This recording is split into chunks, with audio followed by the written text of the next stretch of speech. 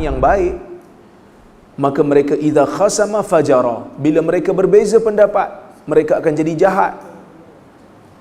Semua benda mereka nak tentang.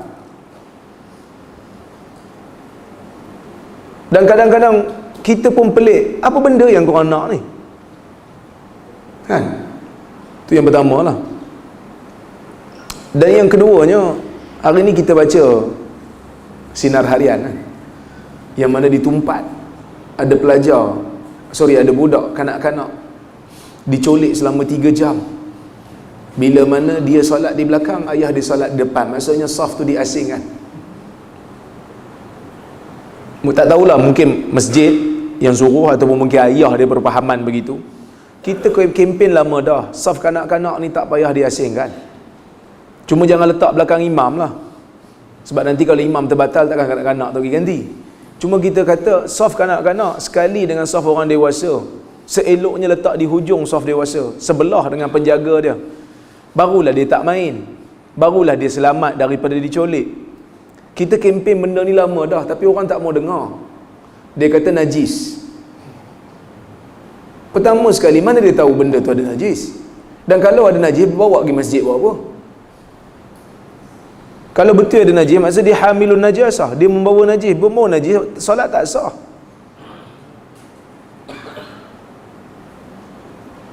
Bawa juga pergi solat.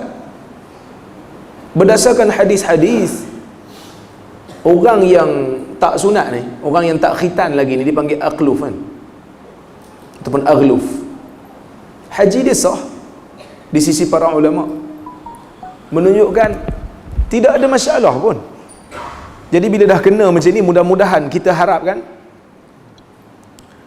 orang yang tak nak berubah ni paling tidak buka mata sikit lah. Mungkin belum kena pada anak kita, tapi bila dah kena pada anak kita, baru kita fikir.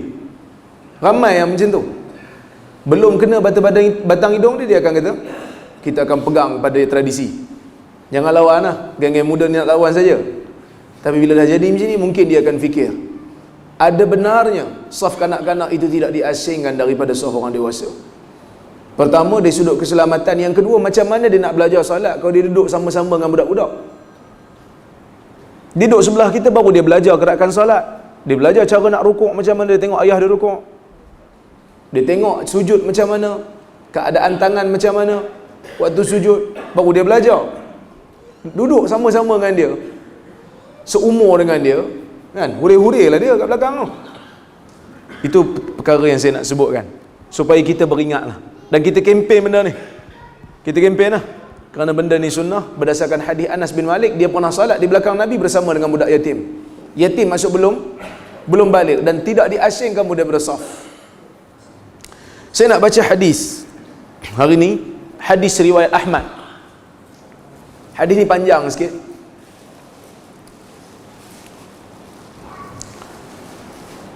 Dan juga At-Tirmidzi an Mu'adz ibn Jabal radhiyallahu anhu qala ihtabasa anna Rasulullah sallallahu alaihi wasallam dhata ghadatin fi salati subuh hatta kadna natara'a qarna syams فخرج رسول الله صلى الله عليه وسلم سريعا فثوب بالصلاة وصلى وتجوز في صلاته فلما سلم قال كما أنتم على مصافكم ثم أقبل علينا فقال إن سأحدثكم ما حبسني عنكم الغداء إني قمت من الليل فصليت ما قدر لي فنعست في صلاتي حتى استثقلت فإذا أنا بربي عز وجل في أحسن سورة فقال يا محمد فيما يختصم الملأ الأعلى فقلت لا أدري رب قال يا محمد فيما يختصم الملأ الأعلى قلت لا أدري رب قال يا محمد فيما يختصم الملأ الأعلى قلت لا أدري رب فرأيته وضع كفه بين كتفي حتى وجدت برد أنامله في صدري وتجلى كل شيء وعرفت فقال يا محمد فيما يختصم الملأ الأعلى قلت في الكفارات والدرجات Qala wa mal kafarat? Qultu naqlul aqdam ila al-jumu'at aw al-jama'at wal julusu fil masajid ba'da as-salawat wa isbaghul wudu' ala al-karihat. Faqala wa mad darajat? Qultu it'amu at-ta'am wa layyinul kalam wa linul kalam was salatu wan nasu niyam. Qala sal. Qultu Allahumma inni as'aluka fi'lal khairat wa tarkal munkarat wa hubbal masakin wa an taghfira li wa tarhamani wa idza aradta fitnatan fi qaumin fatawaffani ghaira maftun wa as'aluka hubbak wa hubba man yuhibbuk wa hubba amalin yuqarribuni ila hubbik. Hadis riwayat Tirmizi dan juga Ahmad. Ulama hadis berbeza pendapat tentang status hadis ni. Ibnul Jauzi di antara yang mengatakan ia dhaif kerana terdapat percanggahan di dalam sanadnya. Dan perkara ni disokong juga oleh Syekh Shu'aib Al-Arnaut ketika dia mentahqiqkan Musnad Ahmad. Dia mengatakan hadis ini dhaif kerana berlaku ittirab, berlaku percanggahan yang banyak dalam sanad. Tetapi setelah saya semak hadis ini, sanad-sanad dia, saya dapati dakwaan untuk mengatakan ia ittirab. Ittirab memang orang mengaji hadis. Yang muda-muda ni mungkin mengaji hadis kan. Bila kata hadis muttarib. Hadis muttarib ni kalau tengok dalam kitab mustalah hadis, ma ruwiya ala aujuhin mutaaddidah mutasawiyatin fil quwwah haitsu la yumkinu at-tarjih bainaha. Hadis, satu hadis yang diriwayatkan dengan satu sanad tetapi sanadnya berbeza-beza, mutasawiyatin fil quwwah, yang mana kekuatannya sama, haitsu la yumkinu tarjih bainaha, sehingga tidak boleh untuk ditarjihkan, tidak boleh dipilih sebab semua satu kekuatan, sehingga kita kata kesemuanya sama kekuatan dan kesemuanya gugur, tak boleh nak pilih salah satu. Itu muttarib. Maksud syarat muttarib ni bercanggah-canggah sanad dia, sama kekuatan, sampai tak boleh nak tarjih, sampai tak boleh nak pilih yang paling kuat, semua sama, maka semuanya gugur, semuanya dhaif. Itu maksud muttarib. Tetapi dakwaan muttarib ini sebenarnya tidak betul, kerana Al-Imam Tirmizi selepas dia mengeluarkan hadis ini di dalam sunan dia mengatakan hadza hadisun hasanun sahih. Dan At-Tirmizi di dalam Ilal Al-Kabir dia bertanya dengan Al-Imam Al-Bukhari, dan Al-Imam Al-Bukhari mengatakan hadis ini sahih. Dan pandangan yang sahih itu sebenarnya lebih tepat, walaupun ada sanad-sanad lain yang bercanggah dengan dia, tetapi sanad Al-Imam Tirmizi itu tidak menjadi masalah. Itu jalan yang paling kuat, seperti mana yang dipilih oleh Al-Imam Al-Bukhari. Maka tak ada isu lah, kita boleh baca lah hadis ni. Baik. Kata Mu'adh ibn Jabal, sahabat Nabi, dia kata ihtabasa anna Rasulullah sallallahu alaihi wasallam zata ghadatin fi salati subuh. Nabi sallallahu alaihi wasallam pada satu hari dia keluar lewat. Sahabat-sahabat pakat tunggu kat Masjid Nabawi. Sahabat tunggu Nabi, Nabi tak keluar, lewat keluar. Biasanya Nabi ni keluar untuk solat subuh waktu tu masih gelap. Sebab zaman dulu tak ada lagi TMB, Tenaga Nasional tak ada lagi. Sekarang ni solat subuh kita boleh tengok muka sama-sama kita kan, sebab ada lampu cerah. Zaman dulu dia cuma ada pelita je lah. Jadi bila solat subuh tu ghalas, taghlis, maksudnya masih gelap. Dan menjadi budaya Nabi, adat Nabi, solat subuh waktu masih gelap. Ini hujah golongan majoriti yang mengatakan subuh itu sepatutnya dilaksanakan pada waktu masih gelap. Berbeza dengan sebahagian ulama, dia kata subuh ni buat waktu dekat-dekat nak cerah lah. Sebab Mu'adh kata apa? Mu'adh kata ihtabasa anna Rasulullah sallallahu alaihi wasallam zata ghadatin fi salati subuh. Satu pagi Nabi lambat keluar untuk solat subuh bersama dengan kami, hatta kadna nara qarna syams, sehingga lewatnya Nabi itu kami hampir-hampir nak tengok tanduk matahari keluar. Maksudnya matahari dekat-dekat nak keluar dah, Nabi masih tak keluar lagi. Maka sahabat tunggu lah. Sebab sahabat ni dia kalau boleh memang dia nak solat belakang Nabi lah. Ini dalil yang mengatakan imamatul afdal aula. Kalau ada orang yang paling pandai, kita kena kedepankan dia. Kan Nabi kata, ya ummul qaum aqra'uhum li kitabillah. Yang patut menjadi imam bagi sesebuah kaum adalah orang yang paling pandai membaca Al-Quran. Fa in kanu fihi sawa fa a'lamuhum bi sunnati Rasulillah. Kalau ramai semua sama je pandai baca Quran belaka, kena kedepankan orang yang paling pandai sunnah Nabi. Fa in kanu fihi sawa fa aqdamuhum hijrah. Kalau sama juga semua pakat pandai sunnah belaka, maka kena dahulukan yang paling awal hijrah. Maksudnya yang pengorbanan dalam agama dia lebih banyak. Sebab tu sahabat tak solat sendiri, dia kata tak payah tunggu Nabi lah, lambat ni kita solat dulu lah, pakat qamat. Sebab Nabi punya imamah itu afdal, tak ada orang boleh lawan Nabi ya. Sehinggalah Nabi arahkan, sebelum Nabi wafat, Nabi arahkan Abu Bakar, barulah sahabat solat di belakang orang lain. Kalau tak, di Masjid Nabawi Nabi lah jadi imam, kerana Nabi afdal, Nabi orang yang paling mulia, imamatul afdal. Baik. Fakharaja Rasulullah sallallahu alaihi wasallam sari'an fathawwaba bis salah wa shalla wa tajawwaza fi salati. Maka Nabi pun keluar, hampir-hampir matahari nak keluar, Nabi keluar dalam keadaan tergesa-gesa. Sebab Nabi baru tersedar yang waktu subuh dekat nak habis. Maka Nabi pun terus pergi solat. Wa tajawwaza fi salati, dan Nabi segerakan salat dia. Maksud bacaan dia tak panjang. Ini dalil yang mengatakan, pertama sekali, kalau kita terlewat bangun subuh,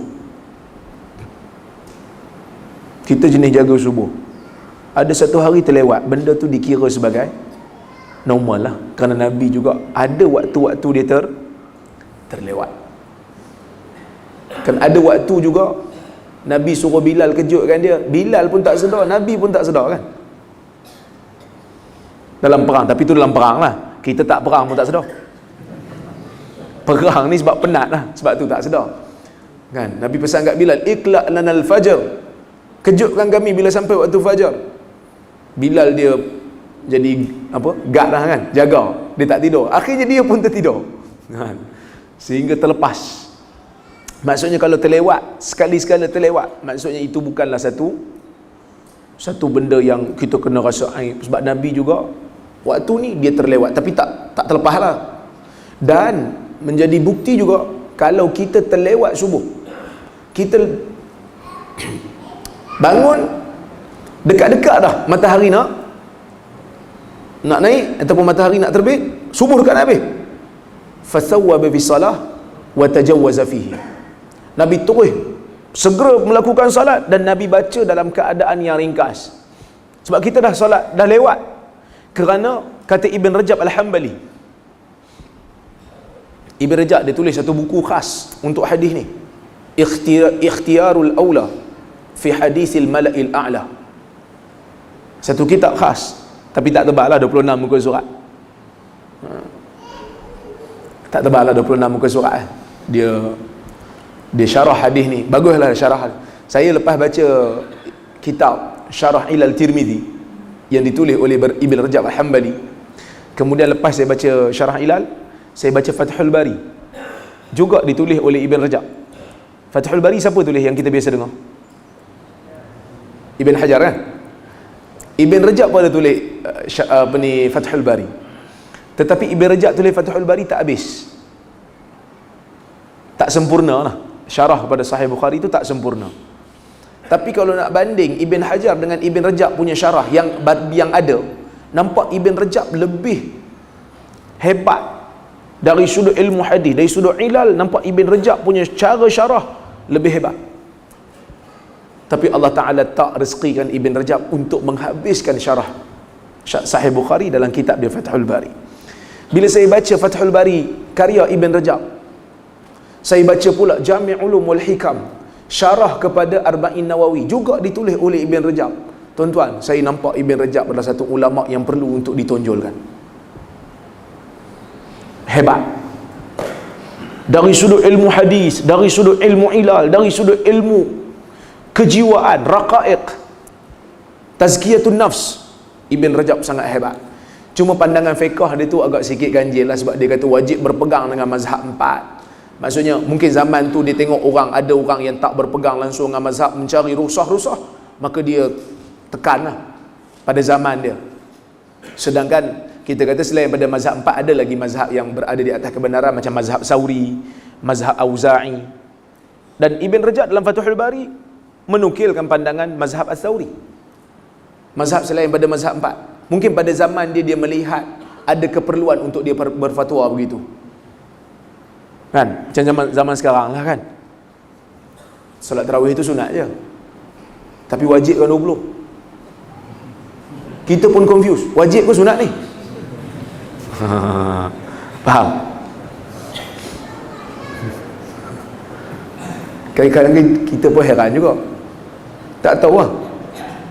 Kami di Perlis, saya AJK Fatwa Perlis, Mufti Perlis pun cakap, di Perlis kita kata paling kurang 8, nak buat 20, silakan. Kerana kita tak nak wajibkan 20. Sebab kalau wajibkan 20, nanti ada orang yang tak larat. Sedangkan ada hadis yang sebut, man qama ma'al imam hatta yansarif kutiba lahu qiyamul lailah.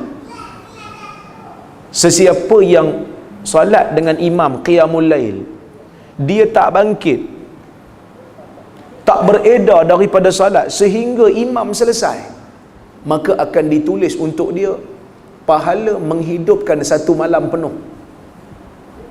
So kalau imam buat 8, 3 witir, dia buat sama dengan imam, lepas tu imam pun beredar, dia pun beredar, maka dia akan dapat pahala satu malam qiyamul lail. Tapi kalau imam buat 20, ini muka-muka pemalas semua ni.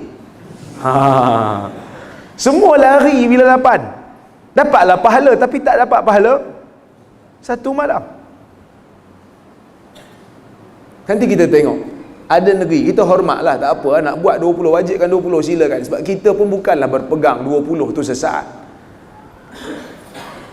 Kita tak pegang macam tu pun.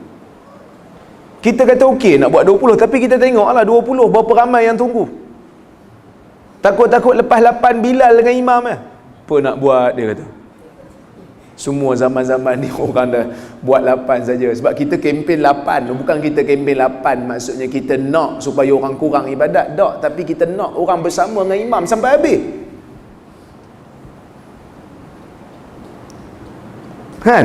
Kita nak orang bersama dengan imam sampai habis, baru dapat pahala satu malam tu.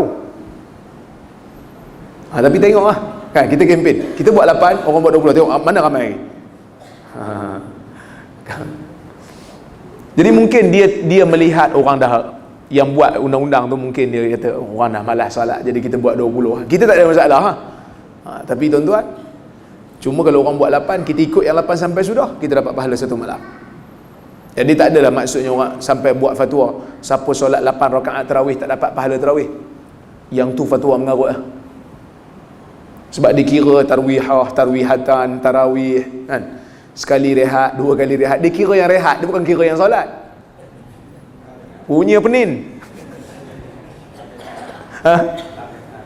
R&R, rehat dan rawat. Orang dok kira solat, dia kira rehat. Habis tu kalau tak rehat macam mana? Ada orang dia solat 20 tapi tak rehat, tak dapat tarawih. Kadang-kadang orang mengajar umat ni, orang mengajar bagi clear, dia mengajar makin confuse. Lagi confuse, lagi dia suka. Lagi keliru, lagi dia suka. Supaya agama ni eksklusif hanya untuk golongan ustaz. Ustaz yang boleh faham, itu pun bagus. Kadang-kadang ustaz pun tak faham. Bila orang menjelaskan pada masyarakat, Dia dengar pada jauh, dia tak faham. Dia kata mengelirukan masyarakat. Hang seorang yang keliru, orang lain okey lah. Tak tahu lah, setakat ni saya balik setahun lebih. Saya balik bulan 2 tahun lepas. Maksudnya setahun, dah ada setahun 4 bulan dah saya balik ke Malaysia ni. Lepas habis pengajian formal lah, pengajian yang tak formal tu tak habis lagi. Pengajian formal tu dah habis setahun 4 bulan dah. Setakat yang kita pergi ceramah mana-mana, tak ada orang komplain kat kita, Ustaz mengajar tak faham. Tak ada. Setakat ni Alhamdulillah, orang faham apa yang kita ajar. Yang tak faham ni yang tak datang, ataupun yang dengar jauh-jauh. Cuma 2-3, kita kata 2-3 bulan sebelum ni, ramai kok datang bagi mesej kat Facebook. Dia kata minta maaf, selama ni saya kutuk Ustaz macam-macam. Saya minta maaf lah selepas mendengar kuliah Ustaz di YouTube. Nampak macam okey je.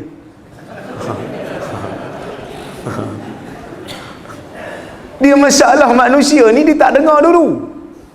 Dia terus buat keputusan dengar cakap orang. Dengarlah dulu. Tapi kita tak adalah tanya pula, awak kata apa kat saya?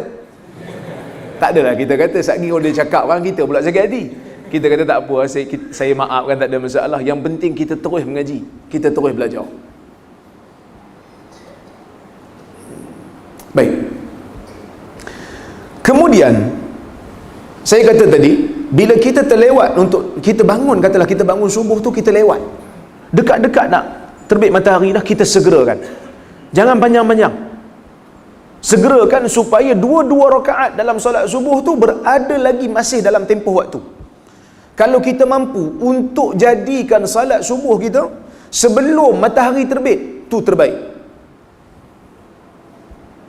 Dia kalau ikut hukumnya, bila kita sempat rukuk sebelum keluar waktu, kita dah dikira dapatlah waktu tu, walaupun rakaat yang kedua berada di luar waktu.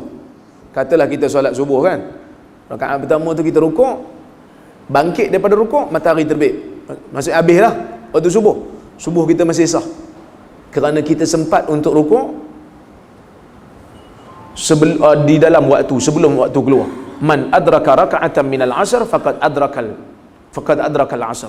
Sesiapa yang dapat satu rakaat pada waktu asar, maka dia dah dikira untuk dapat asar. Satu rukuk pada waktu asar. So maknanya kalau yang lain tu rakaat yang kedua tu tak dapat, tak apalah, masih sah.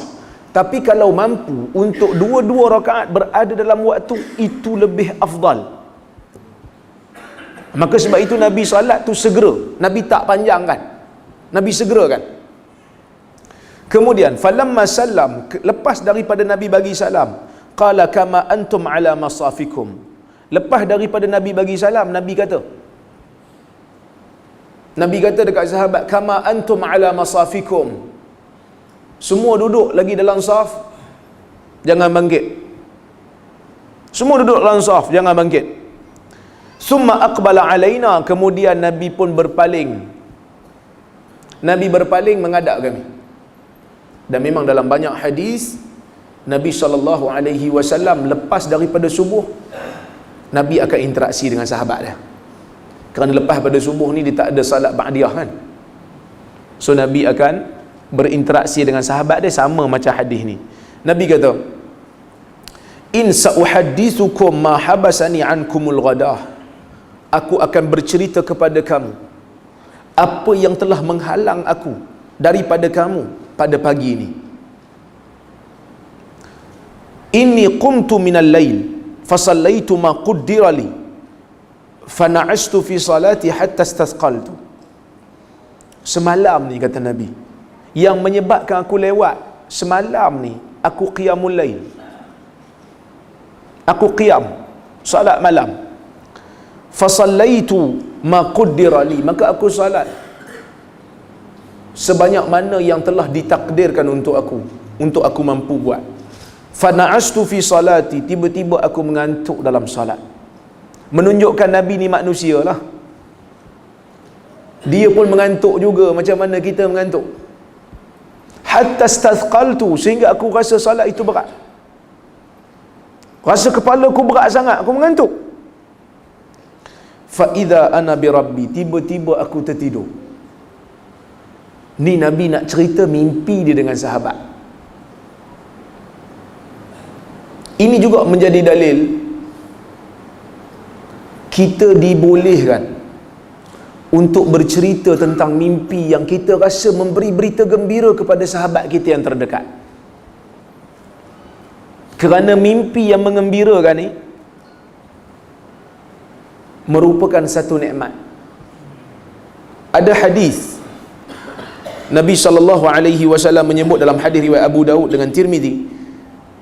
Nabi tanya pada sahabat lepas subuh, man minkum ra'a ru'ya tasurruhu? Siapa di antara kamu semalam, man minkum al-lailah ra'a ru'ya tasurruhu, ataupun ru'ya, siapa di antara kamu yang semalam mimpi, tolong cerita sikit mimpi yang dia pernah mimpi. Sebab dia tanya lepas subuh ni, sebab orang baru bangun tidur, dia ingat lagi. Takut tanya lepas isyak orang lupa. Ada seorang sahabat dia kata, ra'aitu ka'annal mizan nazala minas sama wa uzinta anta wa Abu Bakrin farajahta anta bi Abi Bakr wa uzina Umar wa Abu Bakrin farajaha Abu Bakrin ala Umar wa uzina Uthman wa Umar farajaha Umar bi Uthman fara'ayna al-karahiyata fi wajhi Rasulullah sallallahu alaihi wasallam. Nabi tanyalah hadis riwayat Abu Daud dengan sanad yang sahih. Nabi kata, siapa di antara kamu yang tengok mimpi semalam, ada mimpi apa-apa, tolong cerita. Ada seorang sahabat dia cerita, dia kata semalam saya mimpi ka'annal mizan, ka'annal mizan nazala minas sama. Aku mimpi semalam seolah-olah macam ada dacing turun daripada langit. Wa uzinta anta wa Abu Bakrin, dan dacing tu digunakan untuk timbang engkau sebelah dan Abu Bakar sebelah. Farajahta anta bi Abi Bakrin, engkau lebih berat daripada Abu Bakar. Kemudian dacing yang sama ditimbang pula antara Abu Bakar dengan Omar.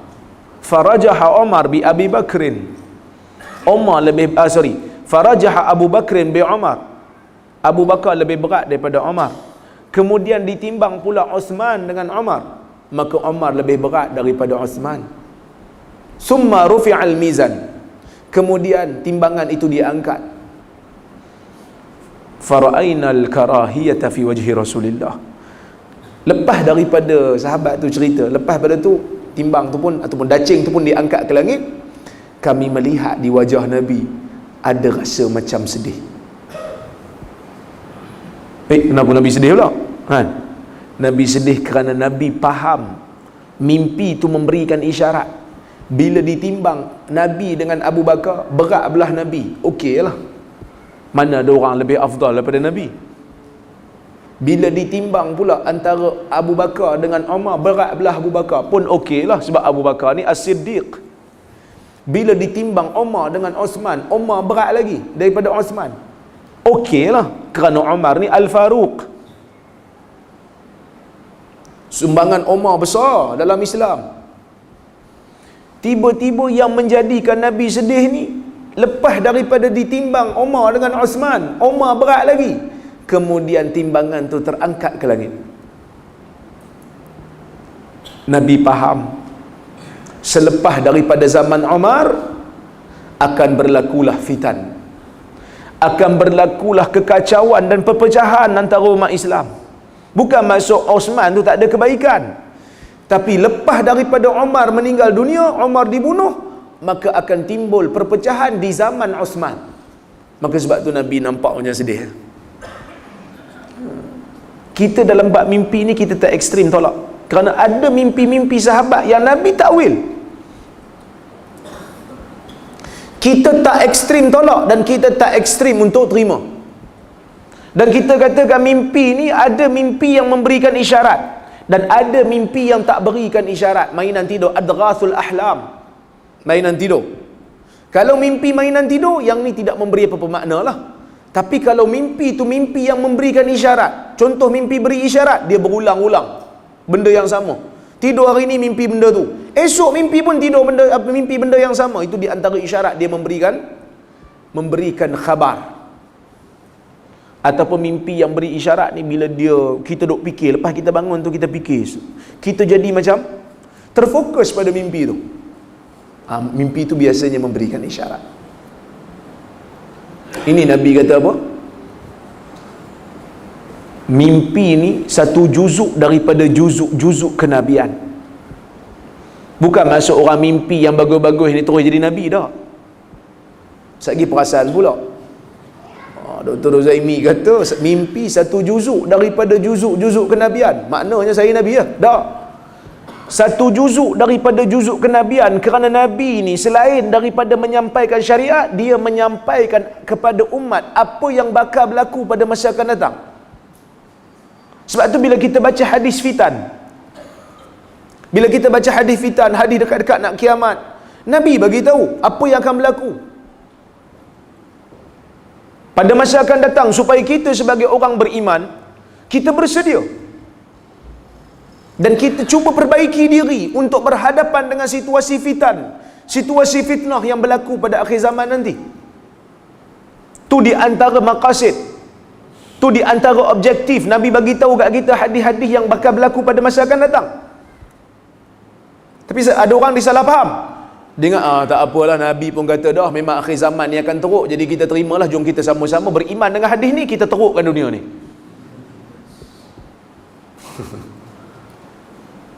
Bukan macam tu. Maksud Nabi tu bila bagi tahu cerita apa yang bakal berlaku, musibah, bala, bencana, maksiat, fasad, kerosakan, Nabi nak beri isyarat supaya kamu wahai orang yang beriman kena bersedia. Kalau boleh lari. Dan Nabi nak bagi isyarat kerosakan yang berlaku di akhir zaman bukan adalah apa ni, takdir yang kita tak ada pilihan, tetapi dia berlaku atas pilihan manusia. Manusia pilih untuk jadi jahat, manusia pilih untuk melakukan kerosakan, sebab tu dia berlaku. Maka mimpi ni juga dia ada satu juzuk tu lah, kerana dia memberitahu kepada kita apa yang bakal berlaku pada masa akan datang. Maka sahabat ni dia mimpi pasal timbang, dan Nabi takwilkan mimpi dia. Dan memang ada orang yang pakar takwil mimpi ni, macam Nabi Yusuf. Nabi kita pun pakar takwil mimpi. Ada orang Allah Ta'ala bagi kelebihan kat dia untuk takwil mimpi, kerana mimpi ni kadang-kadang simbolik kan, dia tak ada bagi secara direct. Maka takwilan, kalau tengok takwilan Nabi tu, kalau kita baca hadis saja tak baca syarah, kenapa Nabi sedih kan, kita pun tak faham pasal apa Nabi sedih ni. Cerita pasal timbang lah, cerita pasal timbang lah, pasal dacing. Dan zaman dulu pun bukan ada lambang dacing mewakili parti mana-mana pun sampai Nabi nak sedih.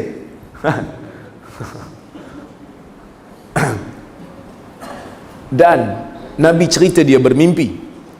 Maka Nabi kata, fa idza ana bi rabbi azza wa jalla fi ahsani surah, tiba-tiba aku bermimpi bertemu dengan Allah azza wa jalla fi ahsani surah, dalam gambaran yang terbaik. Ini juga menjadi satu petanda lah, orang kalau dia tidur selepas tahajud, mimpi itu mimpi satu kelebihan. Lepas tahajud, dia bangun tahajud, dia solat, lepas tu dia tidur, lepas tu dia mimpi itu biasanya mimpi yang baik. Kerana ada satu hadis, tapi hadis itu dhaif, cuma bolehlah kita gunakan sebagai istiqnas, dalil penyokong untuk sokong hadis ni. Hadis ni mursal daripada Al-Hasan Al-Basri. Maksud Hasan Basri riwayat terus daripada Nabi, sanad terputus lah, hadis dhaif ringan. Allah Ta'ala kata, Nabi kata, bila seorang hamba itu tertidur dalam keadaan dia sujud, Allah Ta'ala akan berkata kepada malaikat, lihatlah hamba-Ku, jasadnya sedang sujud padaku, wa ruhuhu indi, dan ruhnya bersama dengan aku. Oh, hebat. Hebat. Baik. Kemudian bila Nabi bertemu dengan Allah Azza wa Jalla dalam mimpi, faqala ya Muhammad, Tuhan tanya kepada Nabi Muhammad, ya Muhammad, wahai Muhammad, fima yakhtasimul mala'ul a'la, pada perkara apakah golongan yang paling tinggi sedang bergaduh, sedang berbeza pendapat? Maksudnya penduduk langit tengah sibuk pasal apa sekarang ni? Dia orang tengah berbeza pendapat tentang perkara apa sekarang ni? Faqultu la adri rabb, aku tak tahu. Aku tak tahu wahai Tuhan. Menunjukkan Nabi ni bila dia tak tahu, dia sebut dia tak tahu. Dan kita pun kalau orang tanya kita satu benda yang kita tak tahu, kita kena kata kita tak tahu. Dan benda tu tak aib pun, bukanlah satu keaiban bagi seseorang yang orang kenali dia sebagai ilmuwan. Orang tanya dia satu soalan, dia kata dia tak tahu, itu bukan aib, tetapi itu menunjukkan amanah ilmu dia. Saya sebut ni sebab saya pernah kena dekat KL. Orang tanya saya satu soalan, Ustaz, kitab Fadail A'mal yang digunakan oleh jemaah tertentu, adakah dalam tu ada hadis yang tidak ada asal dan daif? Saya kata ada. Berdasarkan kajian, orang yang buat kajian tentang kitab tu antaranya sahabat saya lah. Dia buat kajian PhD dia. Dia kaji kitab zakat dalam bab dalam kitab Fadailul A'mal. Dia kata ada hadis yang tidak ada asal, tak tahu datang pada mana. Ada riwayat-riwayat yang daif, ada. So dia tanya saya satu soalan, saya jawab sekadar apa yang saya tahu. Macam orang tanya kita, dalam kitab Jami' Ulum wal Hikam ada tak hadis daif? Kita kata ada. Ada tak hadis mungkar? Ada. Kenapa Ibn Rajab masukkan? Yang ni kena kajian lah. Kena kaji kitab tu mendalam, kena baca daripada awal sampai sudah, dengan analisa, dengan apa ni, minda yang kritis, baru kita boleh tengok. Macam saya kaji kitab Zadul Ma'ad Ibn Al-Qayyim. Orang tanya saya dalam bab akhir, Ustaz buat apa dalam bab akhir dalam tesis PhD? Saya kata, saya kaji pemikiran Ibn Qayyim dan saya puji dan saya kritik. Kerana dalam kitab Zadul Ma'ad, walaupun Ibn Qayyim ni digelar sebagai Al-Hafidh, ulama hadis yang hebat, tapi ada hadis mungkar yang dimasukkan, yang terlalu dhaif ada. Dan ada hadis-hadis dhaif yang digunakan dalam hukum pun ada.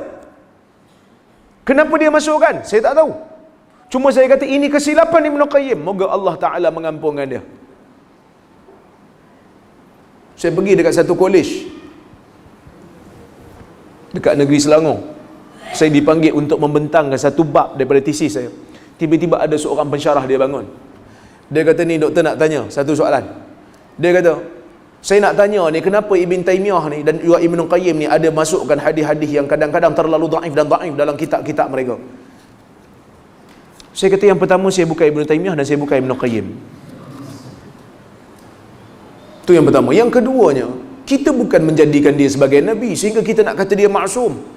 Ada orang kadang-kadang dia ingat kita ni kan, dia ingat kita ni orang yang sangat ekstrim dengan Ibn Taymiyah dan sangat ekstrim dengan Ibn Qayyim. Kita kata tak, mereka juga adalah tokoh.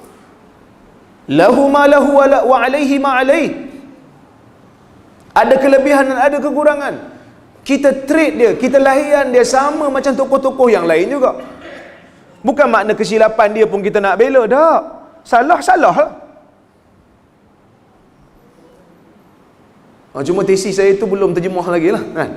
Orang tanya bila doktor nak terjemah, saya kata tunggulah bila ada masa kan. Kalau tak, tuan-tuan boleh tengok saya kritik Ibn Qayyim, dan penyilir saya pun tak ada kata tak beradab sungguh engkau ni mengkritik seorang tokoh. Dah lah, sebab kita kritik dia bukan kita kritik ikut pandangan kita, kita kritik ikut pandangan ulama lain.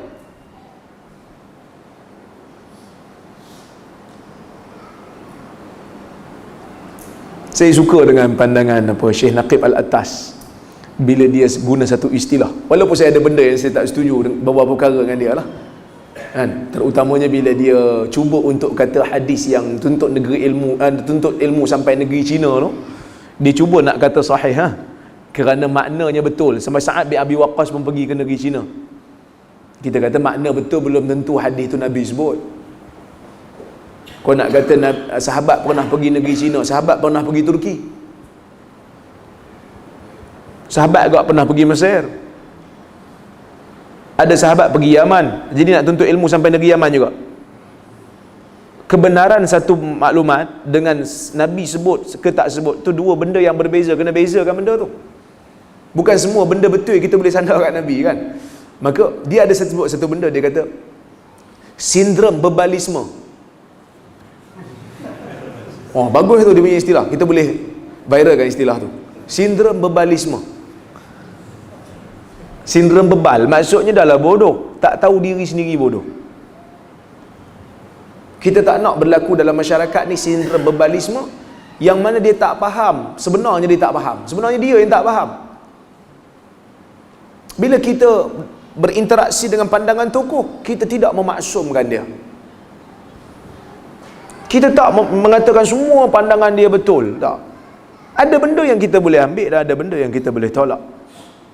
Berdasarkan penilaian yang Allah Ta'ala bagi kita akal untuk pilih. Baik. Jadi dia tanya saya soalan tu lah, macam mana ada tak ada hadis dalam Fadailul A'mal itu tidak ada asal dan hadis yang terlalu dhaif? Saya kata ada lah. Hadis dhaif ada, hadis sahih pun ada, hadis hasan pun ada.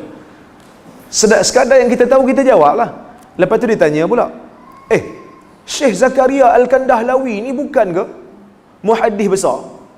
Macam mana dia boleh masukkan hadis-hadis yang macam ni dalam kitab dia? Saya kata yang tu saya tak tahu. Yang tu perlu kajian lanjut, ataupun tanya pada orang yang betul-betul mengkaji kitab tu.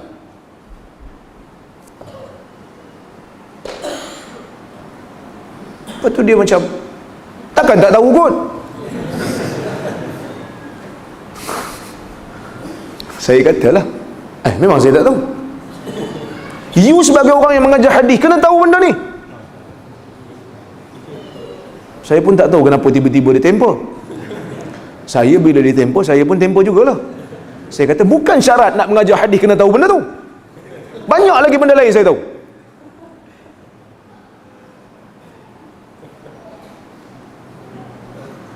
Lepas tu dia pun keluar daripada masjid. Dia bising lah, saya tak tahu benda dia cakap. Lepas tu ada orang begitu saya, tak buat hati tu. Masalah kita ni kadang-kadang kita tanya soalan, kita nak penceramah jawab macam mana yang kita setuju.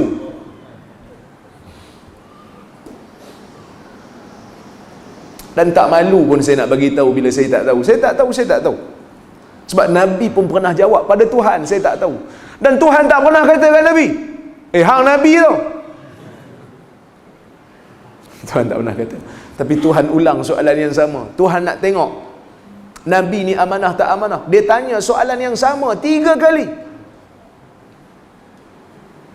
Ya Muhammad, fima yakhtasimul mala'ul a'la. Wahai Muhammad, pada perkara apakah makhluk di langit sedang bergaduh sekarang ni? Sedang berbeza pendapat, sedang bercanggah pendapat sekarang ni. La adri ya Rabb. Aku tak tahu wahai Tuhan. 3 kali Tuhan ulang soalan yang sama. 3 kali Nabi jawab dengan jawapan yang sama. Pertama, kerana nak tengok Nabi ni amanah ke tak dengan ilmu. Yang kedua, kerana nak grab attention Nabi. Kerana Allah Ta'ala nak tarik perhatian Nabi. Nak tengok Nabi ni boleh pay attention ataupun tidak. Tanya soalan yang sama, maka Nabi akan rasa, ni soalan ni penting ni. Maka Nabi menunggu jawapan daripada Tuhan dengan penuh fokus. Maka Allah Ta'ala selepas dia tanya 3 kali, Nabi jawab dengan jawapan yang sama, aku tak tahu. Nabi kata, fara'aituhu wada'a kaffahu baina katifai hatta wajadtu burda anamilihi fi sadri. Kemudian aku melihat Tuhan meletakkan tangannya di antara 2 bahu aku, sehingga aku merasakan sejuk di dalam jiwaku.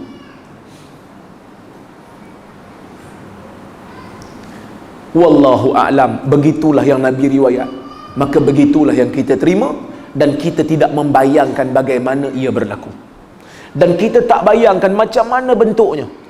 Dah Nabi cerita macam tu, dan orang Arab pun faham macam tu, maka kita pun kata macam mana yang Nabi kata. Tapi kita tak menyamakan Allah dengan makhluk, dan kita tak membayangkan macam mana Allah Ta'ala buat benda tu.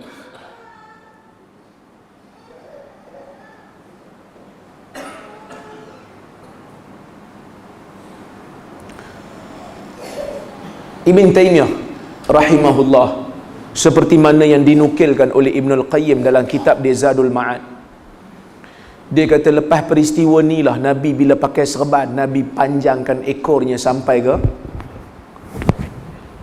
ke dadanya.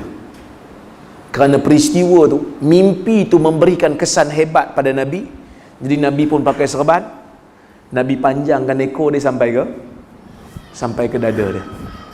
Kan kita pakai serban, orang tengok kita, orang apa, kita tengok orang pakai serban kan, ada ekor kan, ekor serban Nabi sampai ke. Tapi tidak ada riwayat yang menyatakan demikian. Mungkin Nabi pakai serban memang ada ekor, tapi kata Nabi panjangkan sampai ke situ kerana peristiwa ni tidak ada bukti setakat ini. Wallahu alam, kajian saya tidak ada bukti, cuma itu mungkin pendapat Ibn Taymiyah saja.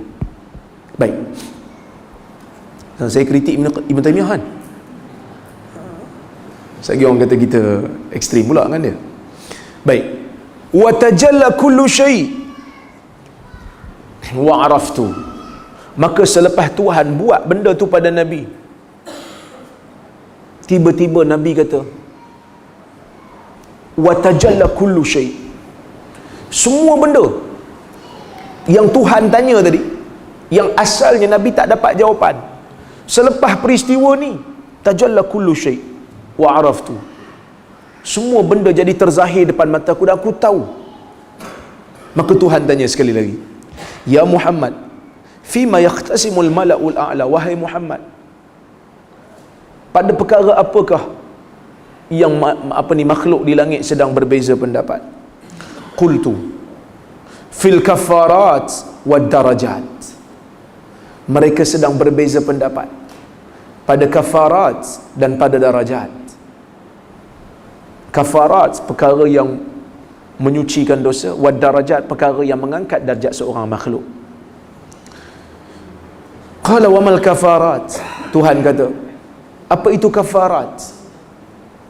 Tuan-tuan, dia kalau orang pendidikan baca ni, dia akan dapat satu metod. Nabi ajar satu metod mengajar. Biasa Nabi ajar sahabat kan, sama ada student centered ataupun teacher centered kan. Biasanya teacher centered lah, Nabi bagi tahu sahabat dengar. Yang ni nampak macam student centered. Tuhan tanya kat Nabi, Nabi jawab. Tu pendidikan ni kita banyak berkiblatkan barat kan, tapi sebenarnya bila kita baca hadis, ada teori-teori pendidikan yang sebenarnya berasal daripada Islam. Student centered learning, pendidikan berpusatkan pelajar. Maksudnya guru suruh pelajar baca dulu, lepas tu dia bentang. Bukan guru tak boleh ajar, tapi suruh dia baca dulu, lepas tu dia bentang, lepas tu baru dibetulkan. Maka Allah minta Nabi untuk bentangkan pada dia apa yang telah dimaklumatkan kepada Nabi, apa yang telah diilhamkan pada Nabi. Maka Allah Ta'ala bila tanya, wamal kafarat, apa itu kafarat? Faqultu naqlul aqdam ilal jumu'at awil jama'at, perkara yang menghapuskan dosa itu ialah melangkah pergi ke salat jamaah. Sebab tu ada orang tanya kita, Ustaz, di antara salat jamaah tarawih di masjid dengan di rumah, mana afdal?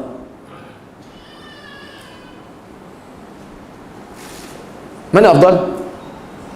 Kita kata kalau nak salat jamaah di masjid lah afdal, kerana dalam hadis ni sebut naqlul aqdam ilal jamaat, melangkah pergi ke salat jamaah di masjid, perkara yang menggugurkan dosa. Bahkan ada hadis Nabi sebut apabila seorang hamba tu dia berwuduk di rumah,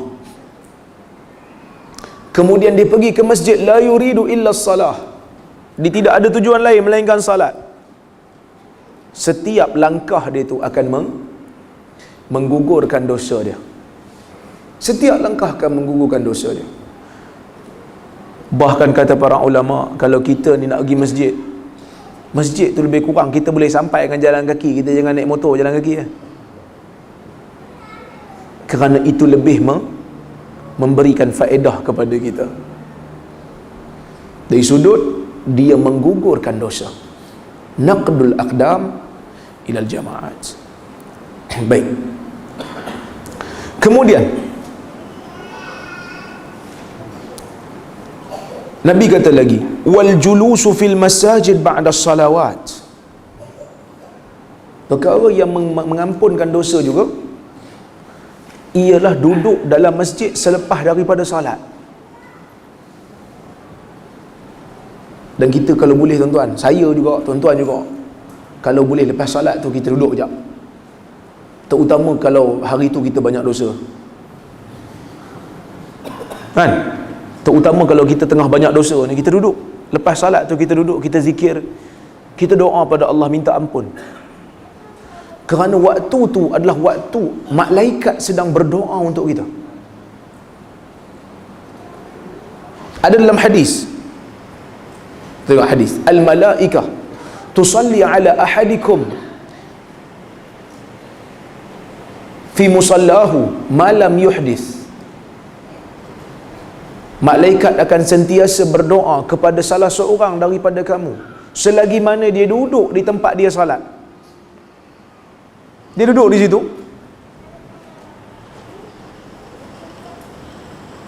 malam yuhdis, selagi mana dia tidak berhadas. Apa doa malaikat? Allahumma ghfir lahu, Allahumma arhamhu. Ya Allah, ampunkan dia, ya Allah kasih kat dia. Ulama berbeza pendapat tentang salat rawatib. Adakah dia ini afdal di rumah atau di masjid? Kalau tengok hadis ni, nampak macam salat ba'diyah tu afdal di masjid. Kerana Nabi kata, al-julusu fil masjid ba'da salawat, duduk di masjid selepas salat. Dan kata Ibn Rajab, ini isyarat membuktikan kelebihan untuk orang yang tunggu waktu salat di masjid selepas dia salat. Katalah dia salat Zuhur, dia duduk di situ, dia zikir sehingga sampai waktu asar, ada kelebihan. Maksud tak balik rumah.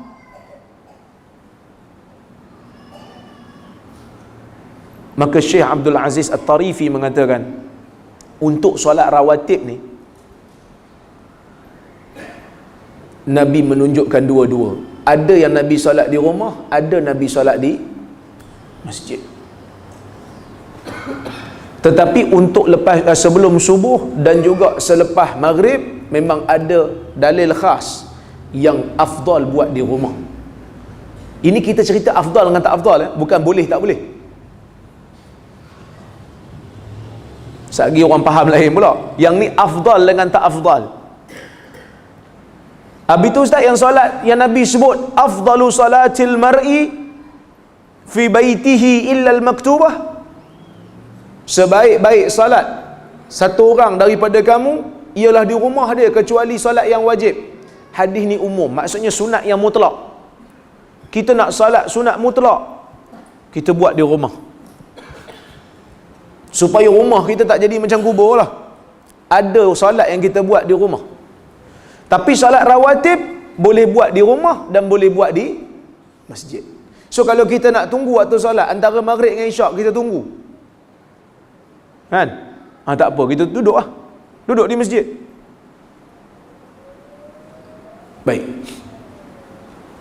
Kemudian Nabi sebut lagi, Nabi kata, wa isbaghul wudu alal karihat, perkara yang perkara yang menggugurkan dosa juga. Isbaghul wudu alal karihat, menyempurnakan wudu dalam keadaan waktu yang benci, waktu kita benci. Ibn Rajab kata ada dua makna. Karihat ni ada dua makna. Makna yang pertama, menyempurnakan wudu waktu kita ditimpa musibah.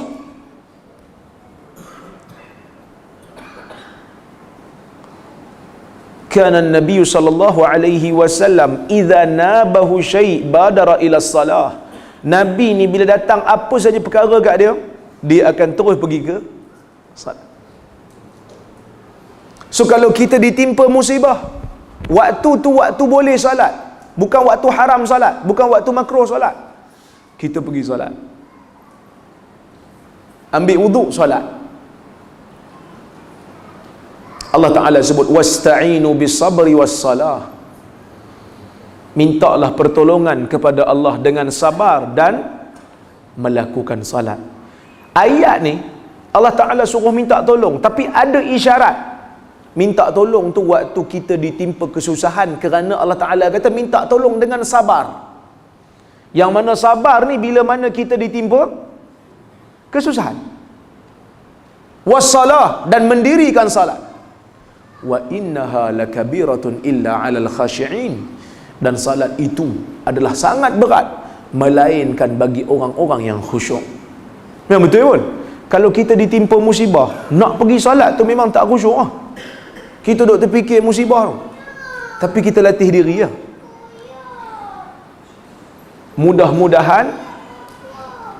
Mudah-mudahan dengan salat yang kita buat, kita akan dapat tenangkan jiwa.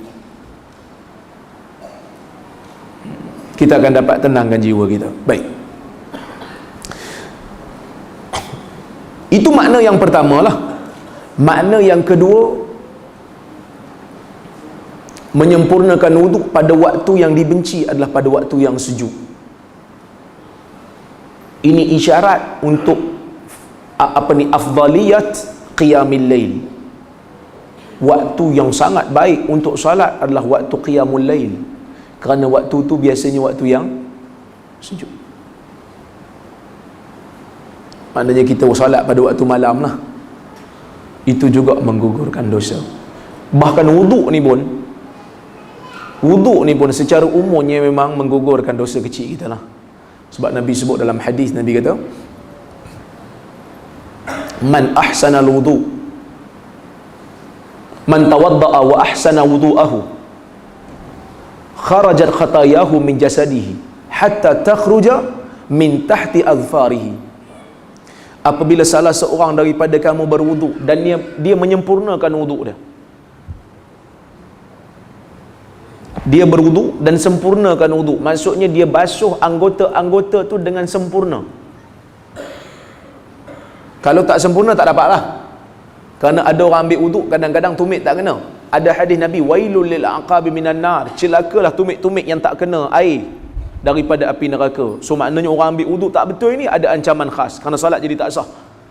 Nak dapat kelebihan dalam hadis ni, Nabi kata man tawadda'a wa ahsana wudu'ah, sesiapa yang berwuduk dan dia mempersempurnakan wuduk dia, jadikan wuduk dia sempurna, kharajat khatayahu min jasadihi, akan keluar dosa-dosa dia daripada jasad dia, hatta takhruja min tahti azfarihi, sehingga dosa tu akan keluar daripada bawah jari dia. Wuduk ni walaupun kita nampak macam simple, kan berat sangat apa wuduk ni kan, basuh muka, basuh tangan, sapu kepala, basuh kaki, tapi dia punya fadilat sangat besar. Bahkan ada hadis riwayat Muslim, Nabi kata apa? Nabi kata apabila kita berwuduk, idza tawadda ahadukum, kemudian dia kata selepas dia berwuduk, sempurna wuduk, dia doa, la ilaha illallah wahdahu la syarikalah, asyhadu an la ilaha illallah wahdahu la syarikalah, wa asyhadu anna muhammadan abduhu wa rasuluh, futihat lahu abwabul jannati tsamaniyah, yadkhulu min ayyiha sya'. Lepas wuduk kita baca doa ni, biasa lupa kan, tuan ingat? Kita kena buat lah kan, kadang-kadang kita lupa. Bila kita berwuduk, sempurna wuduk, hadis riwayat Muslim, kita doa, asyhadu an la ilaha illallah wahdahu la syarikalah, aku menjadi saksi tiada Tuhan yang disembah melainkan Allah, dialah satu-satunya, tidak ada syirik bagi dia, wa asyhadu anna muhammadan abduhu wa rasuluh, dan aku menjadi saksi bahawasanya Muhammad itu adalah hamba Allah dan dan Rasulnya, akan dibuka untuk dia pintu syurga yang 8. Dia boleh masuk mana-mana yang dia suka. Tapi ulama beza pendapat lah. Doa lepas wuduk ni yang apa, tambahan tu, Allahumma ja'alni minat tawabin wa ja'alni minal mutatahirin, lagi wa ja'alni min ibadika salihin. Pertamanya wa ja'alni min ibadika salihin tu tidak terdapat dalam mana-mana hadis. Sekadar kajian saya lah. Ia disebut oleh Imam Nawawi, tetapi sebenarnya tidak ada asalnya. Yang ada asal yang ni, Allahumma ja'alni minat tawabin wa ja'alni minal mutatahirin. Tetapi riwayat ini tidak sahih, kerana ada seorang perawi dia bersendiri di dalam riwayat itu. Dia bersendiri dalam riwayat itu, Ja'far bin Muhammad, guru kepada Al-Imam Tirmizi, dia bersendiri dalam riwayat itu, maka dia tidak begitu kuat dan kukuh ingatannya. Maka sebab itu ulama hadis mengatakan tambahan itu sebenarnya tidak sahih. Walaupun Syekh Albani antara orang yang mempertahankan, tapi kita kata tidak begitu kuat. Tidak begitu kuat. Yang sahihnya, asyhadu an la ilaha illallah wahdahu la syarikalah wa asyhadu anna Muhammadan abduhu wa rasuluh, seperti mana riwayat Imam Muslim. Jadi kita bagi sempurnakan wuduk kita. Baik. Kemudian faqala wa mad darajat. Tuhan kata, apa itu darjat pula? Kata Nabi Muhammad, it'amut ta'am, perkara yang mengangkat dan darajat setiap orang Islam ialah memberi makan. Memberi makan mengangkatkan darjat. Bahkan ini di antara sifat orang yang beriman. Wa yut'imuna at-ta'ama 'ala hubbihi miskinan wa yatiman wa asira. Orang yang mukmin itu memberi makan walaupun mereka sayang kat makanan itu. Mereka tetap memberi makan kepada orang miskin, kepada anak yatim, dan kepada tawanan perang yang pernah berperang dengan mereka, yang pernah bertempur dengan mereka kat medan. Tetapi mereka tetap memberi makan walaupun makanan itu mereka sayang. Sifat orang beriman memberikan makan. Cuma kita dalam Malaysia ni, kita jangan lupakan orang yang memang memerlukan makanan. Kita tak apalah nak belanja kawan-kawan kita ni, tapi jangan lupakan yang susah. Sebab kadang-kadang kita buat kenduri, kita pusing-pusing tang tu saja. Makanan tu berlega pada orang-orang yang memang dah kenyang. Cari orang-orang yang susah, kita bagi juga makan. Bukanlah salah nak buat kenduri jemput kawan-kawan, tu tak salah. Bolehlah. Itu pun ibadah juga. Tapi maqasid memberi makan, objektif memberi makan itu supaya orang yang lapar dapat makan. Jadi bila nak masuk bulan puasa ni tuan-tuan, Nabi dia jadi pemurah lebih daripada biasa. Maka kita cari rumah anak yatim yang susah, kita bagi makan, kita bagi beras. Tak pun kita bagi buka puasa. Yang moreh kat masjid tu bagilah juga, kalau banyak sangat rezeki tu. Supaya kita tak lupakan orang yang lapar. Bukan hanya memberi makan kepada orang-orang yang sedia kenyang sahaja. Saya tak kata bagi makan pada orang yang memang dah kenyang ni tak dapat pahala. Itu pun dapat pahala juga. Tapi jangan lupakan yang memang sedia lapar ni. Baik. Walinul kalam, perkara yang mengangkatkan darjat juga ialah perkataan yang lembut. Perkataan yang lembut ni bukan maksudnya nak jadi au pula, tak. Perkataan yang lembut adalah kita bercakap dengan bahasa yang baik. Seorang pendakwah yang nak ajak orang balik kepada Islam, mestilah perkataannya baik, bukan perkataan yang maki hamun.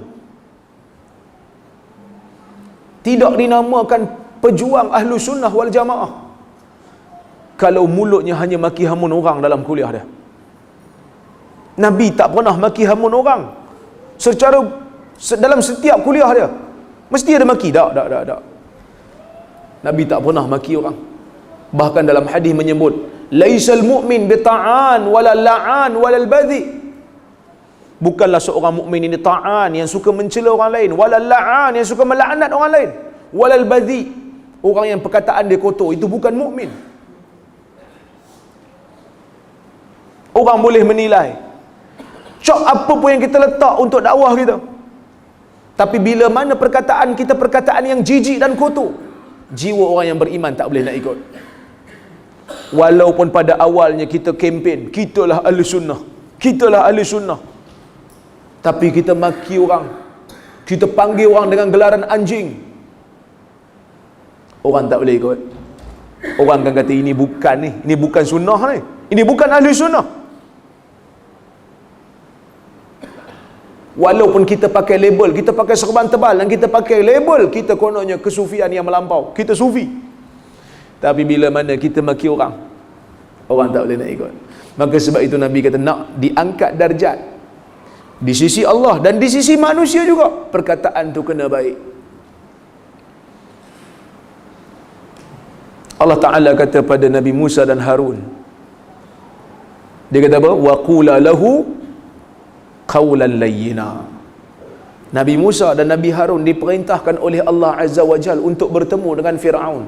Fir'aun ni tak ada orang yang lebih jahat lagi daripada dia, mengaku Tuhan, sedangkan dia tahu dia bukan Tuhan. Dia tetap claim benda yang dia tahu dia bukan. Tapi Tuhan kata kat Musa dengan Harun untuk bertemu dengan Fir'aun, wa qula lahu qawlan layyina, katakan kepada Fir'aun itu dengan perkataan yang lembut dan baik. Dan orang hari ini ni tak adalah lebih jahat daripada Fir'aun, dan kita pun taklah lebih baik daripada Musa. Maka katalah dengan perkataan yang baik. Ini saya nak tegur jugalah kawan-kawan kita ni. Kadang-kadang kita ni menang kat hujah, tapi kita kalah kat adab. Saya sebut lama dah benda ni. Kita duk maki orang dalam Facebook, kita tulis dengan perkataan yang kotor, dengan perkataan yang jijik, dengan perkataan yang kerah dan kasar. Kami asatizah ni pening kepala nak ajak orang mari, tiba-tiba dapat kat hampa keluarkan perkataan yang kotor, yang kenanya kami ya, yang pening nak defend. Kita dulu kenal sunnah, orang maki kita ke orang cakap elok kita? Kita dulu pun bukan lahir-lahir terus kenal sunnah ni. Tradisional juga kita ni dulu pun. Saya pun sama. Kita tak tahu mana satu sunnah, mana satu tradisi, mana satu sunnah, mana satu bid'ah. Tiba-tiba kita kenal sunnah sebab ada kawan bagi tahu kat kita benda ni bagus. Dia cakap dengan perkataan yang baik sehingga kita boleh berfikir. Tiba-tiba bila kita dapat sunnah ni, kita maki orang seolah-olah macam dia tak ada nilai. Cuba kita letak diri kita di tempat tu. Agak-agak kita nak tak bersama dengan aliran sunnah ni kalau orang maki hambung kita? Orang tengok akhlak kita pun orang tak yakin. Dulu dia ni bagus, lepas jadi sunnah, tengok perangai, tengok bahasa tak macam orang beriman langsung. Maka orang kata aliran ni bukan aliran bagus ni ajak orang bergaduh ni. Maka sebab tu tuan-tuan, ni yang muda-muda ni kena semangat terlebih ni. Dia macam orang baru belajar silat, baru dapat 1-2 buah, semua orang nak ajak bergaduh. Sabarlah, pelan-pelan, slow and steady. Cakap dengan perkataan yang baik, kerana apa yang kita bawa ni adalah satu benda yang sangat baik, yang sangat bagus. Dan sebenarnya apa yang kita sebut kalau di media sosial menang kat kita. Orang baca kerana kita ada substance. Bukanlah saya nak kata bagus diri sendiri tu tak, tapi kita nak kata sunnah tu bagus, orang suka sebab kita bawa benda yang bagus. Ada substance, ada asal, ada isi kandungan daripada Nabi yang kita bawa ni. Kita tak perlu maki orang untuk menjadikan aliran yang kita bawa ini menang. Tak perlu maki. Kita perlu bercakap yang benar dengan bahasa yang baik. Maka sebab tu Nabi pesan ni. Bahkan Nabi pernah pesan pada Tufail kan? Tufail Ad-Dusi. Dia masuk Islam, lepas tu dia pergi dakwah kat kaum dia.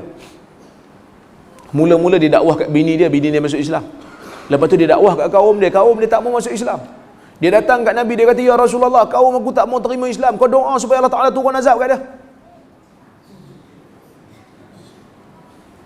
Dia kerah. Nabi pesan kat dia, Nabi kata cakap elok-elok. Kadang-kadang orang tolak Islam, orang tolak sunnah bukan sebab orang tak suka kat sunnah, orang tolak kita kerana bahasa kita bahasa yang tak bagus. Bahasa kita kerah, menyebabkan orang tak nampak keindahan sunnah di sebalik apa yang kita nak cakap.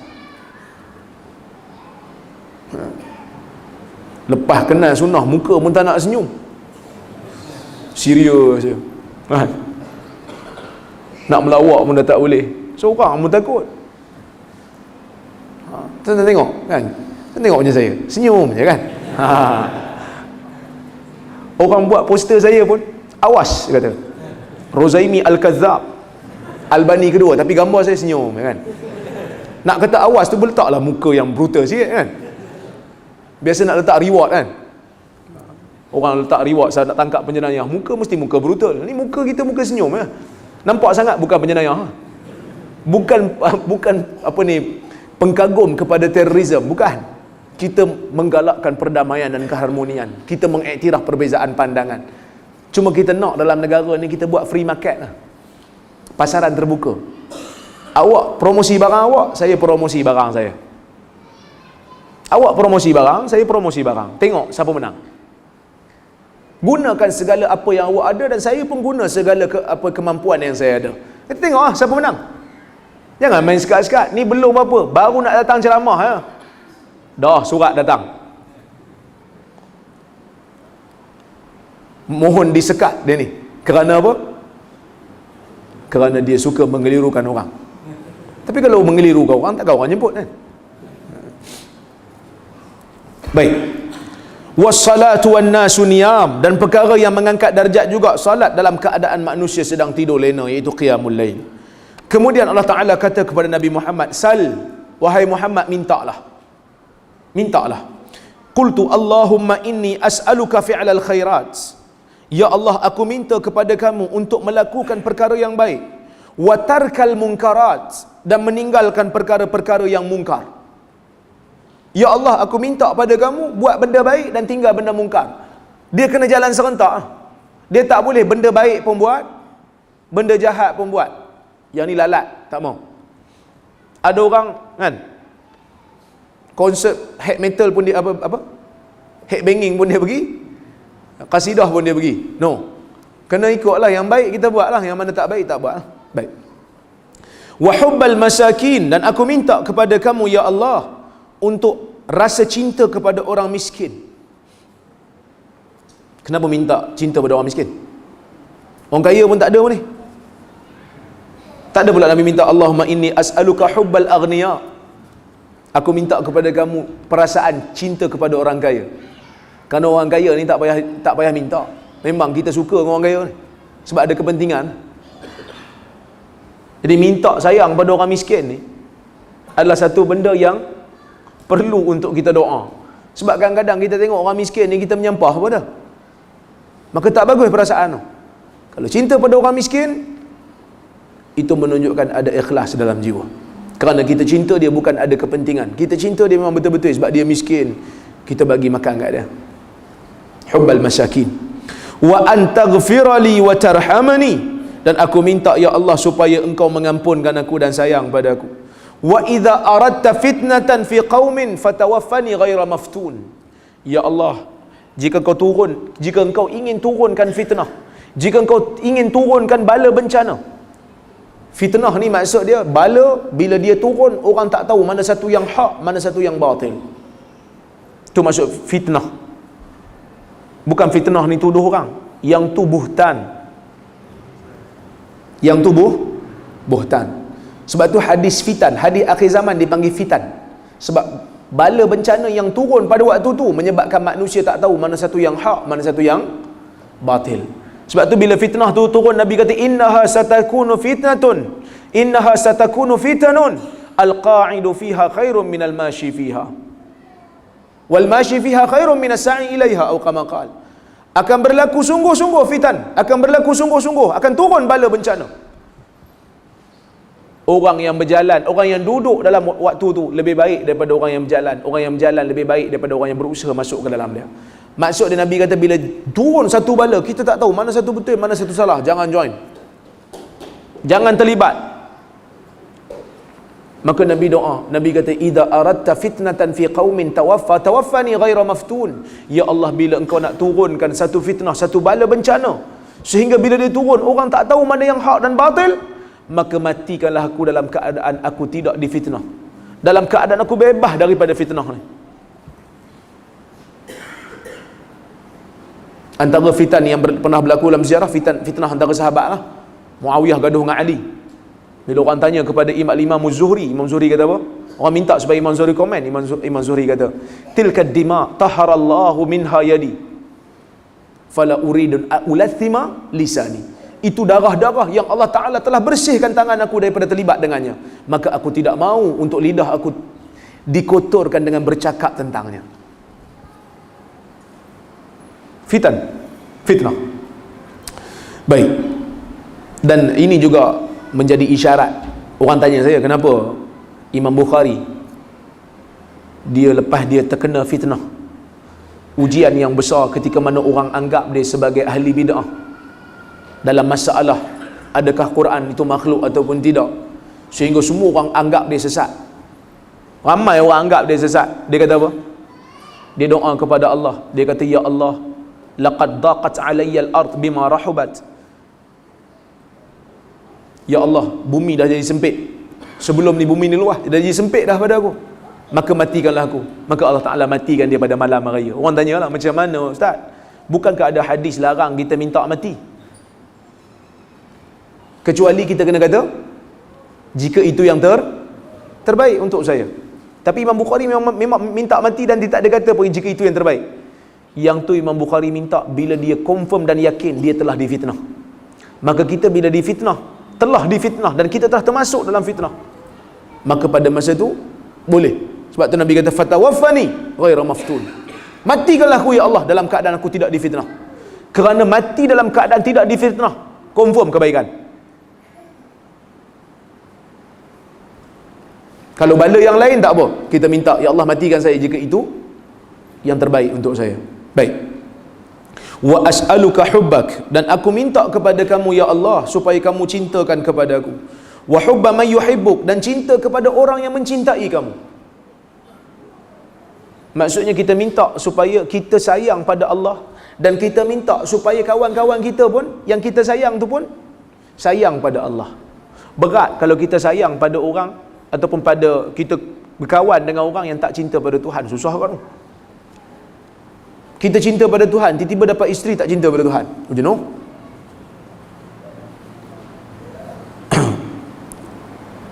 Wa hubba amalin yuqarribuni ila hubbik, dan aku minta kepada kamu ya Allah cinta kepada amalan yang boleh membawa aku dekat dengan kamu. Dekat kepada cinta kamu. So bukan hanya cinta teori semata-mata, kita nak cinta itu membawa kita kepada cinta amalan yang boleh bawa kita kepada cinta Allah. Cinta pada Rasul, cinta kepada amalan yang boleh membawa kita kepada cinta Allah. Bukan cinta Rasul cinta buta. Kalau cinta Rasul cinta buta, Abu Talib cinta juga. Dia nak cinta juga kepada amalan yang boleh bawa kepada cinta Allah dan cinta Rasul. Wallahu ta'ala alam. Ada soalan? Komen? Kritikan? Kalau ada, sekadarnya saya jawab kalau saya mampu lah. Salam.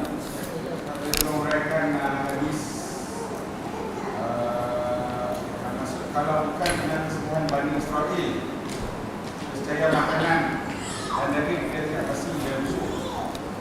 Dan kalau bukan kerana perkhidmatan awal, saya kaum wanita tidak akan kena pada suaminya lama-lamanya. Ya. Komen. Minta komen kan? Nak hurai yang mana tu? Yang Hawa tu ke yang daging? Dua-dua. Bismillah.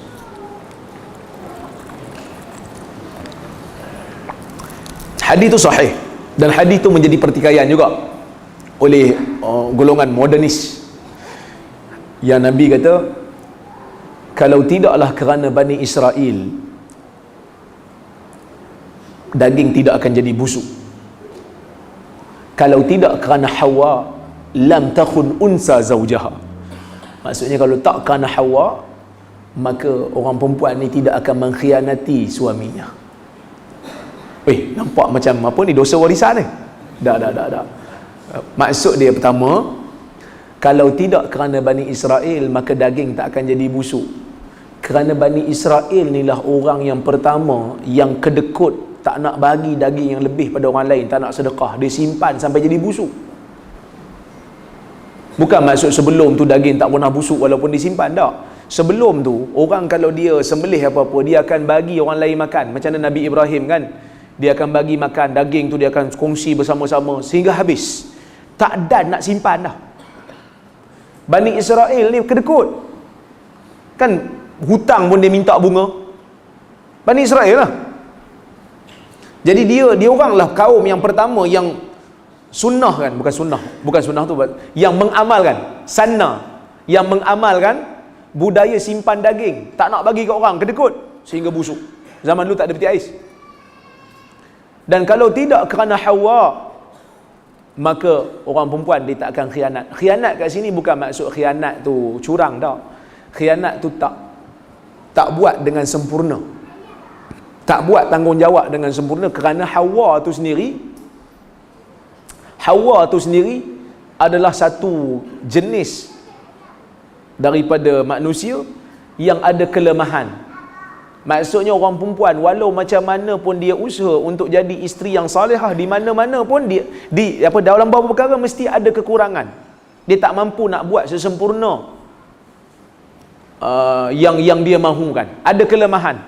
Jadi orang lelaki, kalau isteri dia tak mampu nak buat sesempurna yang diharapkan, kita kena tahu sebenarnya dia adalah keturunan Hawa, seperti mana Hawa juga ada kekurangan bila mana dia tak mampu nak nasihat Adam, nak tunjukkan kepada Adam jangan makan buah dalam syurga yang daripada pokok yang dilarang itu. Sebab itu Nabi kata orang perempuan ni dia macam khuliqatil mar'atu min dhila'.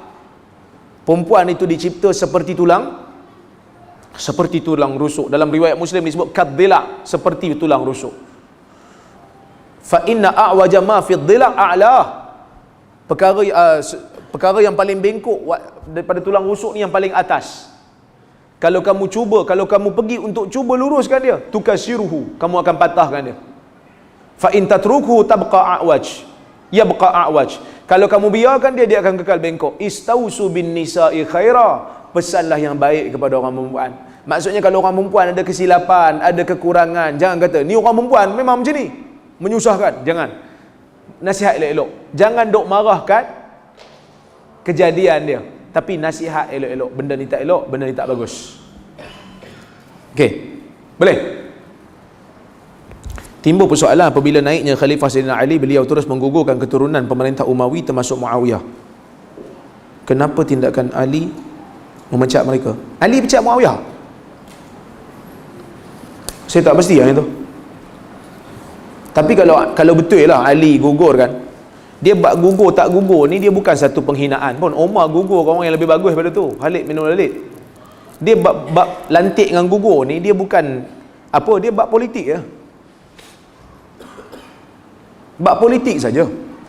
Katalah saya dilantik untuk satu jawatan satuan.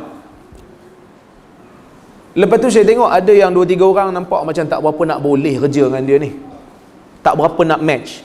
Saya gugurkan lah, saya ambil orang lain. Bukan makna saya ada masalah, dia tu ada masalah agama sehingga saya gugurkan dia dari sudut pentadbiran saja. Seperti mana Umar menggugurkan Khalid. Bukan Khalid tu ada ciri-ciri munafik tak, tapi sebab Khalid tu telah dijadikan oleh orang awam sebagai simbol kemenangan. Jadi Umar nak jaga akidah. Dan Khalid ada buat benda yang Umar tak setuju. Khalid kata jangan bahagikan harta, Khalid bagi juga. Umar ingat dia bahagikan harta rampasan, sedangkan Umar nak bagi.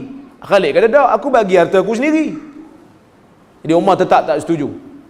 Jadi Umar gugurkanlah dia.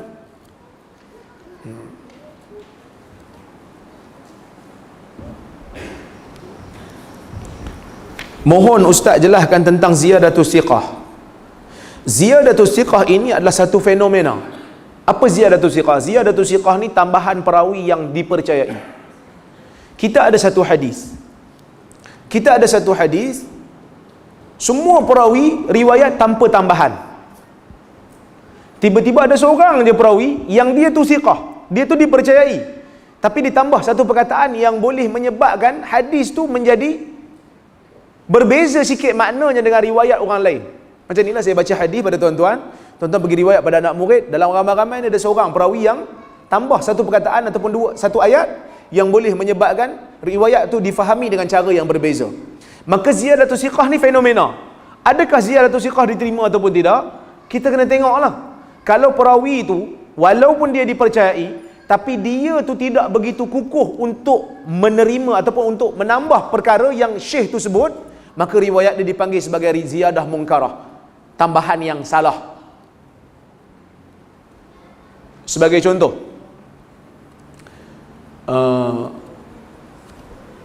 bila kita tasyahud kan, ada angkat tu kan, ada goyang kan.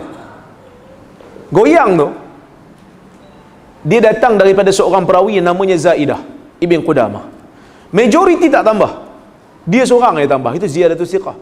Kalau ada tambahan tu maka kena goyang. Kalau tak ada, static. Nak ikut yang mana? Ulama beza pendapat. Ada yang kata tak perlu goyang, ada yang kata tak, tambahan tu diterima kerana dia siqah. Maka ulama berbeza pendapat lah. Sebab itu dia ada beza pendapat kerana bab ziyadatul siqah ni antara sebab dia. Contoh, Imam Malik bagi tambah. Ibnu Umar kata, farada Rasulullah sallallahu alaihi wasallam zakat al-fitr sa'an min tamar atau sa'an min sya'ir ala kulli hurrin wa 'abdin zakarin aw untha. Nabi SAW mewajibkan zakat fitrah satu cupak daripada tamar dan satu cupak daripada bali, ataupun satu cupak daripada bali ke atas setiap orang yang merdeka dan hamba, laki atau perempuan. Ni riwayat Ayub, ini riwayat majoriti perawi. Yang riwayat daripada jalan Ibnu Umar macam inilah dia riwayat. Tapi Imam Malik masa dia riwayat daripada Nafi' daripada Ibnu Umar, dia kata apa? Dia tambah di hujung tu minal muslimin, daripada kalangan orang Islam. Maksudnya kalau kita ada hamba yang bukan Islam, tak perlu bayar zakat fitrah. Kalau ikut tambahan ni, kerana Nabi kata zakat fitrah tu hanya wajib kata orang yang merdeka, hamba, laki perempuan daripada kalangan orang Islam. Maksud kalau hamba tu bukan Islam, kita ada hamba non muslim, tak payah bayar zakat untuk dia. Tapi kalau ikut riwayat pertama tadi kena. Kerana riwayat pertama tadi tak ada perkataan minal muslimin. Maka ulama berbeza pendapat, nak terima ke tak tambahan ni? Hanafi tak terima. Kerana dia kata tambahan ni tambahan yang silap. Imam Malik seorang-seorang lagi tambah. Syafi'i dan Hanbali kata diterima kerana Imam Malik ni kuat dan kukuh, ingatan dia bagus, maka diterima. Maka saya katakan begini, secara khulasahnya ataupun secara kesimpulannya, tambahan dalam riwayat ni kalau dia tidak memberikan apa-apa hukum baru kepada riwayat, diterima. Sebab dia tak ada percanggahan. Contoh macam ada hadis innamal a'malu binniyat, sesungguhnya amalan tu dengan niat. Ada perawi bagi tambah. Al-Qamah kata saya dengar Umar di atas mimbar, tambahan atas mimbar, mimbar Masjid Nabawi. Ada perawi tak kata atas mimbar, yang ni tak jadi isu kerana tak mengubah hukum. Tetapi kalau dia mengubah hukum, kita kena tengok kes by kes. Kalau perawi itu bagus, kita terima. Kalau perawi itu tidak begitu kuat dan kukuh, kita tolak. Nah, adakah hadis syurga di bawah tapak kaki ibu tu sahih? Ada hadis yang mengatakan seorang sahabat Nabi, dia nak pergi jihad. Nabi kata, engkau ada ibu lagi tak? Dia kata ada. Fafiha fajahid fathammal jannah. Kau pergi jihad pada dia, mana jaga dia elok-elok, di sana ada syurga. Yang tu sahih. Tapi lafaz yang kata syurga di bawah tapak kaki ibu, al-jannatu tahta aqdamil ummahat, itu tidak sahih. Tapi maknanya ada dalam hadis yang sahih. So kita glamourkan yang sahih tu. Kita jangan glamourkan lafaz yang tidak sahih.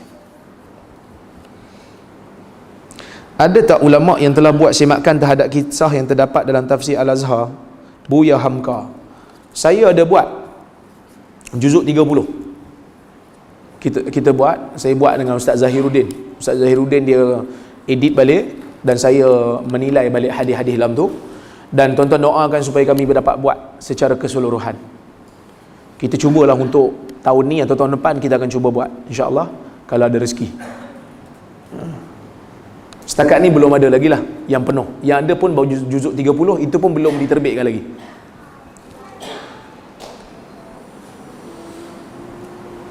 Bagaimana cara untuk menyucikan alatan atau mesin yang digunakan untuk kajian yang melibatkan daging babi? Adakah perlu sama atau dengan hanya basuh seperti biasa? Ulama berbeza pendapat. Mazhab Syafi'i, dia mengatakan kena samalah dengan air tanah sekali, dengan air biasa 7 kali, air mutlak 7 kali. Tetapi majoriti ulama kata tak perlu. Babi ni bukan macam anjing, kerana dalil hanya menyebut tentang anjing. Babi ni tidak ada hadis yang mensyaratkan mesti 7 kali, maka dia kekal sekali je lah.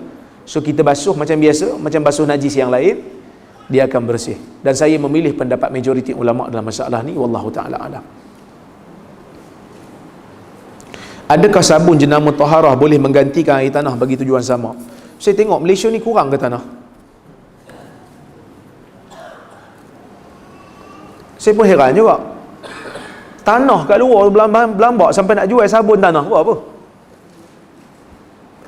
Tuan-tuan, sama ni bukan susah pun. Kita ambil tanah, kita lumur dengan air sikit, lepas tu kita sapu tempat yang najis, lepas tu kita basuh dengan air mutlak 6 kali. Punya nak beli sabun tu beria-ria, heran juga.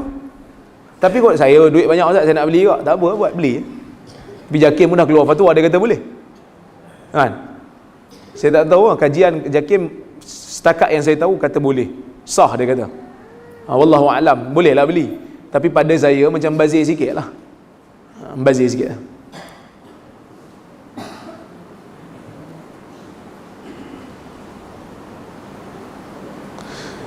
Assalamualaikum Ustaz, perlukah dilakukan solat sunat subuh jika terlewat bangun? Sebab ada soal jawab dalam radio mengatakan Nabi tetap melakukan solat sunat walaupun terlewat bangun. Kita tengoklah, kalau kita mampu untuk solat sunat dan solat subuh dalam waktu, kita buatlah. Tapi kalau solat, kita tengok memang dekat-dekat lah. Tengok syuruk pukul apa? Syuruk pukul 7.10 minit. Kita bangkit pukul 7.05 minit. Dan lagi nak solat sunat? Tak dan dah. Kita solat subuh lah. Kita solat subuh lah. Takkan kita nak buat solat sunat lepas tu tak boleh solat subuh saya qada aja.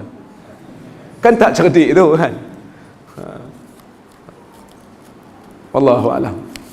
Okey. Terima kasih banyak. InsyaAllah tuan-tuan, kita ada masa kita jumpa lagi. Saya minta maaf kalau saya terkasar bahasa tersilap kata. Aqulu qawli hadza wa astaghfirullahal azim li wa lakum. Assalamualaikum warahmatullahi wabarakatuh.